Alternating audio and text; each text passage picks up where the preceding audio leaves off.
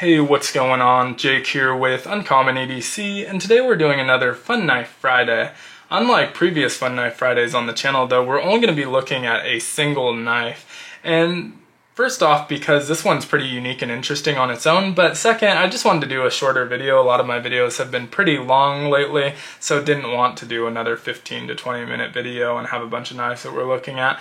So we'll try and keep this as brief as possible, but obviously, right off the bat, you may have noticed that we are looking at a push dagger today, but not just any push dagger. This one is a folding push dagger, which is pretty unique and different, and why I bought it, to be honest. I don't collect this pattern of knife. I don't have any other push daggers, but the fact that this one was folding was pretty cool to me. Now, this is the company that made this. It's not the first company to do a folding push dagger. There's plenty of them out there. I'm sure they have their own kind of takes on it, but was pretty surprised by the company behind this. I bought this in person. It was in this leather sheath when I saw it behind the glass, and so once I saw the logo, very surprised. We'll see that here in a second, but paid $40 for it, and that seems to be about what they go for online, $40 to $50 or so.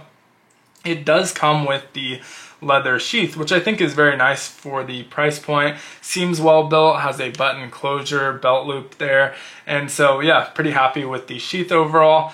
Worth noting that you can only really store it in this push dagger configuration. Even though it's folding, the blade never folds back into the handle, so that edge is always going to be exposed. But in the other configuration, you can still put it in the sheath, you just can't button it closed. So let's get it out of there and we can see what brand I'm talking about. And of course that is Cobra-Tech.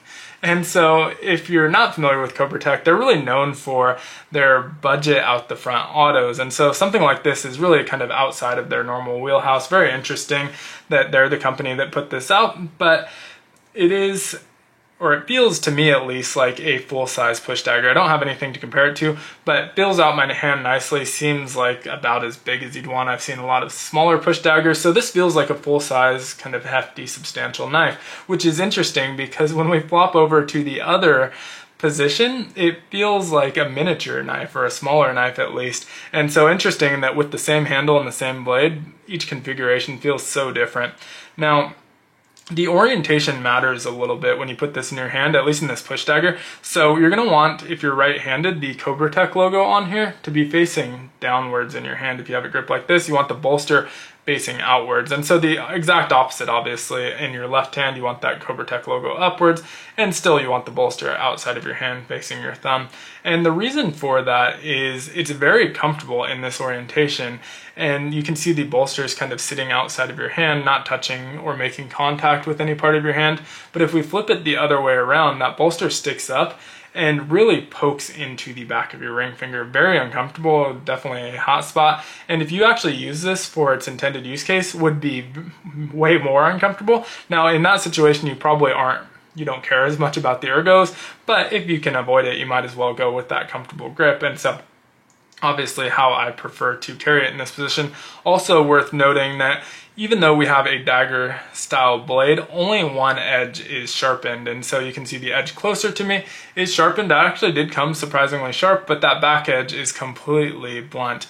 440C steel on here, you can see it's even thinned out a little bit, so you can definitely sharpen that up to be a double-edged blade. I'm assuming they did that so that they can ship it to more places, since some places you can't have double-edged blades. Here in California, we are allowed to own them but not carry them, so I guess it's nicer that it's not double-edged in case I did want to carry this. And so flipping it over to that other configuration is done by manipulating this lock back, and you can see it's kind of stylized like a traditional lock back, which is interesting. They say this configuration is the fixed blade configuration, which not technically, but I'll give it to them in this case, especially because if you're carrying it, you're going to be carrying it like a fixed blade in a sheath. And so if you're carrying it in this orientation, you're treating it like a fixed blade, even though it's a lock back. But definitely has those traditional stylings, which I really like about it. Also has this engraving on the bolster. It's got like this filigree engraving. Hopefully that's picking up well enough on camera, which is something I would usually hate. I like it here for some reason. I'm not sure what it is, but I think it looks pretty cool. Usually the only way I would like that is if it's on like a super fancy version, hand done, and just really, really well done. But on like production knives, I don't typically want to see something like that, but it looks good enough here. And the covers here are the white smooth bone, also available in black smooth bone. Now, in the push dagger configuration, it was about a little under 5 inches overall, but it gets a little bit longer when you swap it to that fixed blade position at about 6 inches even. And what was interesting to me is it doesn't look like it to me. It's almost an optical illusion, but the blade length is identical to the handle length. So we have 6 inches overall. 3 inches of that, if we measure bolster to the end of the knife, is exactly 3 inches, and then that blade tip to bolster is exactly 3 inches once again. And so that was pretty surprising to me because the blade looks a lot bigger. Now, with that 3-inch handle, we're able to get a 3-finger grip, not a 4-finger grip. It's still very ergonomic, very comfortable, but not able to get my pinky on there whatsoever, so maybe not as much purchase as you'd get with the larger knife. Also worth noting, my thumb seems to land on the tang for the most part. You can creep up there, but even though this edge is not sharpened, it feels a lot sharper because it's so thin, and so that's not really comfortable to be that far up on the edge, so I'd stay back on that tang. Now, with a traditional lockback, we wouldn't get this long of a blade because obviously it has to sit inside of those handles and you don't want that proud tip. So we probably would have gotten like a 2.6, 2.7 inch blade on a traditional lockback with the 3-inch handle. And so we do get a little bit more blade than we typically would. And so that makes it feel a little bit larger. And I like the overall look of it in this configuration. And if we're looking at this as a traditional knife, we can look at the fit and finish, which isn't perfect by any means. We do have some gapping between the liners and that lock, but nothing too significant. You can feel it when you run your fingers over it, but like I said, not too significant. It is tooled construction, not pinned, and those screws do sit really deeply into those covers, especially these back ones on both sides. And so that means that you can feel a gap there when you run your finger over it. It's gonna fill up with gunk and pocket lint and stuff like that. And so not perfect, but I really don't mind on a knife like this. I didn't buy this to go into my EDC rotation. I bought it because it was cool and different and interesting.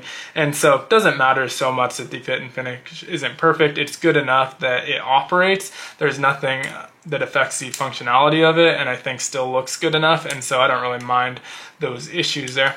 What's going on here? Those issues there.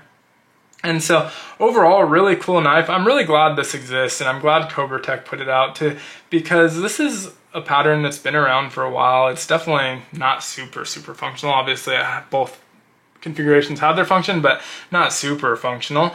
And so probably not in that demand. And there's not a lot of companies that would make a knife like this. Like I can't envision Case making one of these, or even Rough Rider for that matter, or Rosecraft, or any of these other traditional makers, GEC, making a folding push dagger. And so I'm glad that there's someone out there that's kind of willing to tackle it, because I can't imagine these are in that high demand. But if no one's making them, eventually the pattern just kind of gets lost in history and we're stuck with just the old ones, which obviously are even cooler to collect, but maybe don't want to use and fidget with and play with and hand out. And so it's cool that there's still modern companies making weird little knives like this, even if the demand's not quite there. But would love to hear your thoughts on this knife down in the comments below. Is this something you would pick up, or do you even buy knives that you don't plan on putting into the EDC rotation? I definitely wouldn't consider this like a safe queen. I'd have no problem with actually using it. I just don't envision myself carrying it. So kind of a weird gray area there. But thanks so much for watching. If you enjoyed the video, consider liking, commenting, subscribing, and hitting the notification button. And as always, I hope you have a great one. Take care.